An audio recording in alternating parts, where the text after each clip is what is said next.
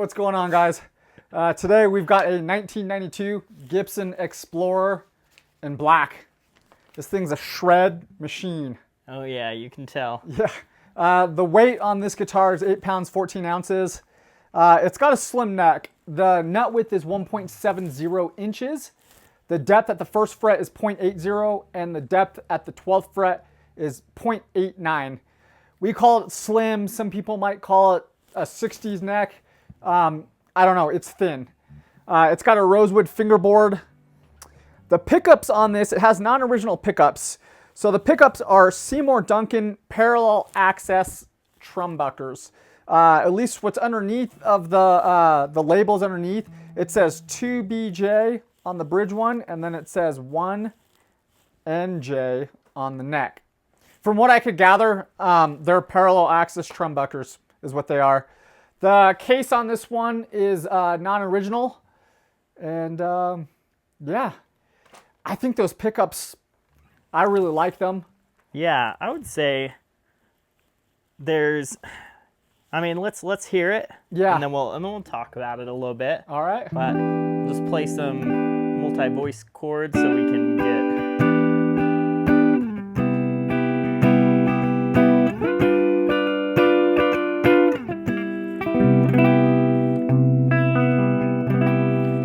And a lot of times these pickups and what I've noticed, I mean, about a lot of these guitars that are more metal on the metal side, when you play clean like that and you dig in, even if your settings are pretty clean, it will get a little distorted. They're very hot. On this thing, it still maintains the clean really well, and the clarity. The clarity is definitely there. Let's throw on some dirt and just see. Dirty. Yep. Let's see if I get it.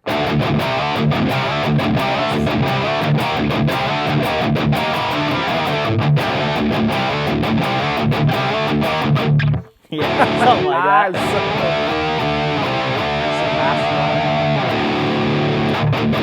But one thing I instantly noticed when I picked this up, one, it's easy. I mean, yeah, I struggled with the Macedon riff, but I haven't played metal in forever. But you don't have to fight this thing. It feels like it's been played. Yep. Another thing about it that I really like is even distorted. We're pretty distorted, but even with these chords, I can play a jazz chord on this thing just fine, and it still holds up a little bit. I mean, obviously, I'm sure a lot of guys that are playing these are doing a lot of the power chord thing, but you can do it, which is rad, because there may be a jazz guy out there or a blues guy out there that wants to do what no one's doing and rock a freaking.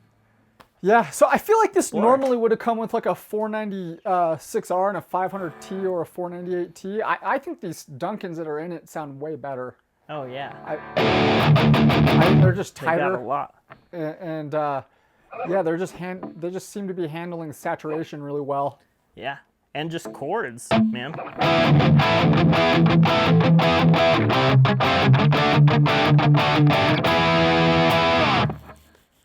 Dude.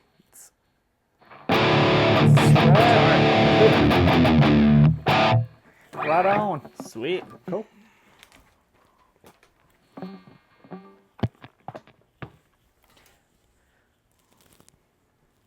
Alrighty, now that you've seen and heard Matt play this thing, let's get up close and check out the condition. I gave this guitar a 7.5 out of 10.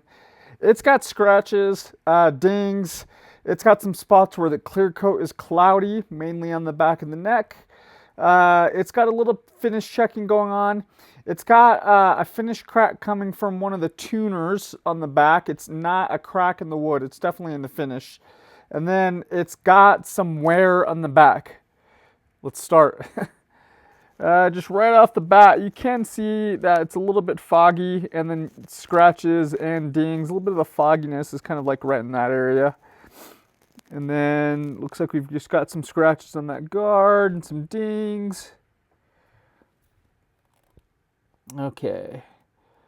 Some scratches going on there, dings still, a little bit of cloudiness again right by the knobs. A little bit of cloudiness again right down in that area. And let's see, just some more light scratches and dings.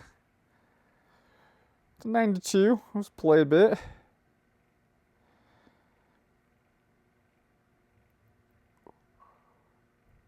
Okay. Some little bit of cloudiness going on right there. Nice rosewood fingerboard. The frets on this guitar are really good. Let's get up close and check them out. Yeah, there's really no wear on them. Headstock, light scratches on the front. And we'll go ahead and flip this over so we can see the back. Okay. And on the back. Looks like we got a scratch going on right there. And here's our serial number, 932928722. And there is our finish checking coming from that tuner that I was telling you about. It's not in the wood. You can absolutely see that it's just in the top part, and that's just from the screw being tightened down too hard. Okay, back of the headstock, no cracks, none of that. Looks good. Okay, we do have some just kind of like dings and then more cloudiness going on the back of the neck. That's pretty normal. Just that cloudiness that we talked about. Okay, and then let's check out the back. As I said in the beginning, we do have a little bit of wear on the back, so we'll just go over that so you can see it.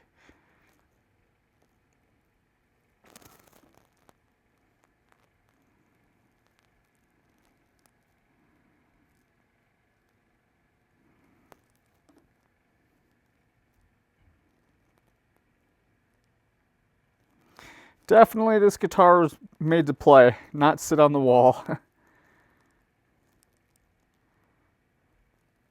Solid player though, and sounds and feels great.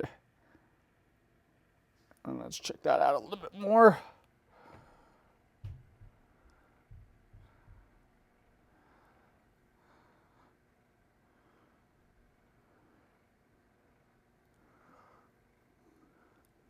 All right, and there we have it on that one.